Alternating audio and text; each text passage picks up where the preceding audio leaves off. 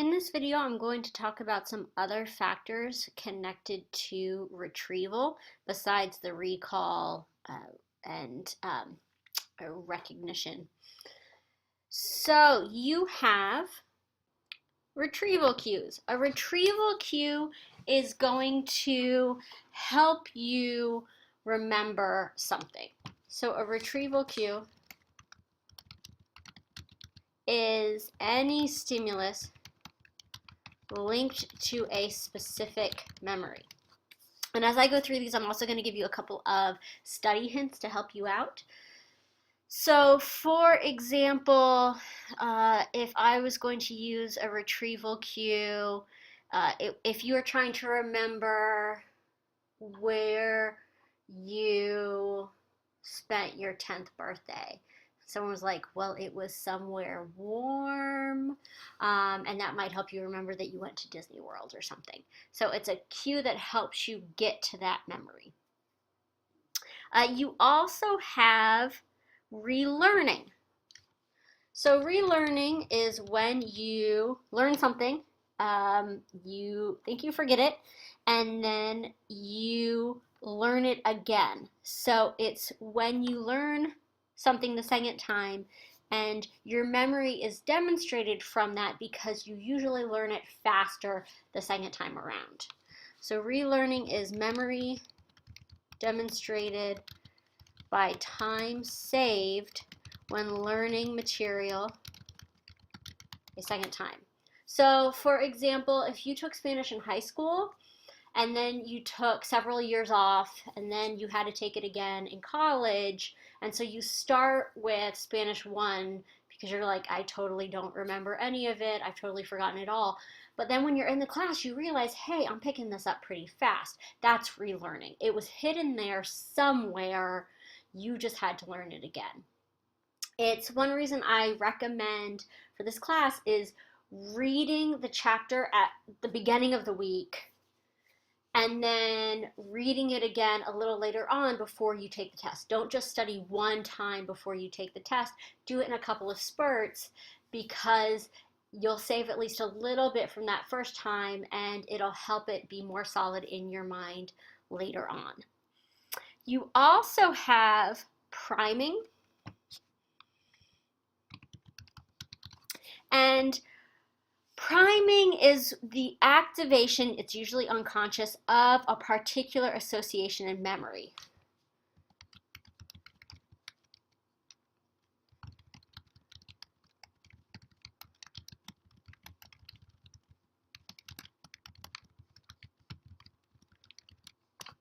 So, for example, if you're set up to see something a certain way, if I showed you a picture of a rabbit at the beginning of class, and then later on I said, hey, randomly everyone, spell the word hare. More of you would spell it H-A-R-E because that's how you spell rabbit, hare, rather than H-A-I-R. I primed you to think of it as a hair, as an animal versus the hair on your head. So that would be priming.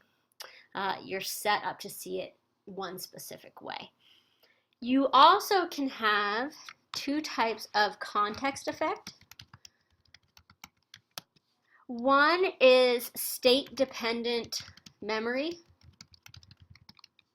And state-dependent memory is, and here's another study tip for you, what you learn in one state is more easily remembered when you're in that state again.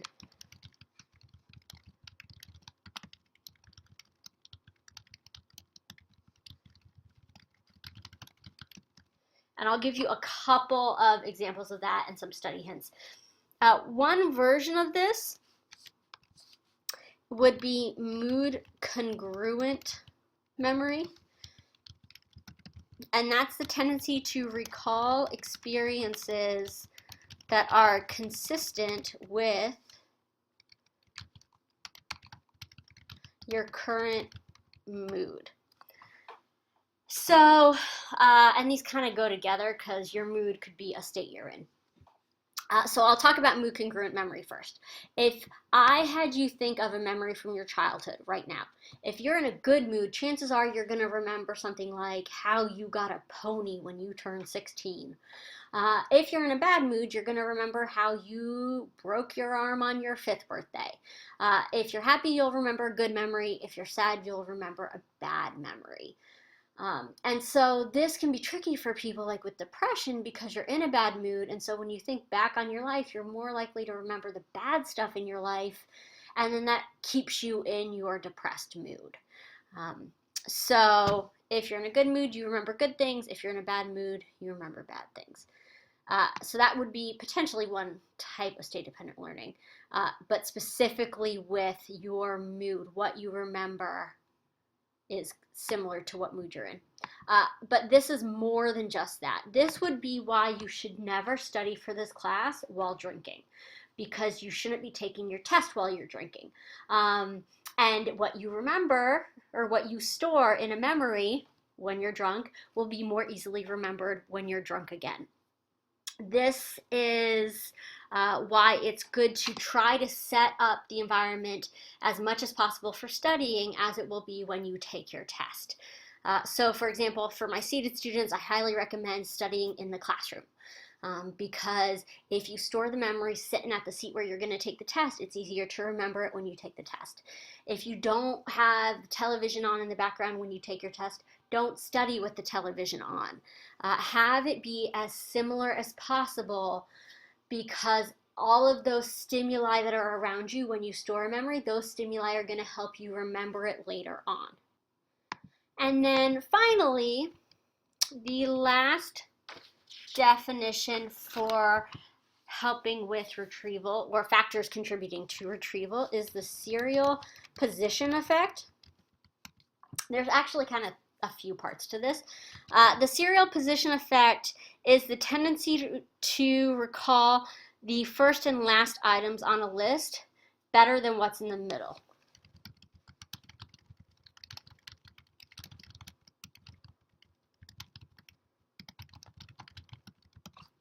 So if you have to take a test and you don't get to have a study guide in front of you, one of the worst things you can do is fill out a study guide and then go through and read that study guide straight through to study. You're going to remember the first couple of things on that study guide, and the last couple of things, you're just doomed for the stuff in the middle. That's where flashcards that you shuffle would be a much better idea, because it switches up what's at the beginning and what's at the end. If everyone the first day of class goes around and says their name, you're going to remember the first person's name fairly well, or the last person's name, but everyone in the middle, you're just going to kind of forget them. So if you have a long list, the beginning and the end are the easiest. You can break this up as well. The recency effect is the one that says it's the end of the list, the most recent stuff.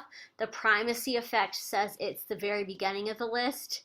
And the serial position effect is that combination, beginning and end, always better than what's in the middle. But that's going to also play a part. So if you're studying for this class, breaking up what part of the study guide you look at first is also going to help you be more balanced when you go to take the test, because it's not going to be just the beginning of the chapter and the end that are the easiest for you. So those are a few other factors connected to retrieval that you should know for your test.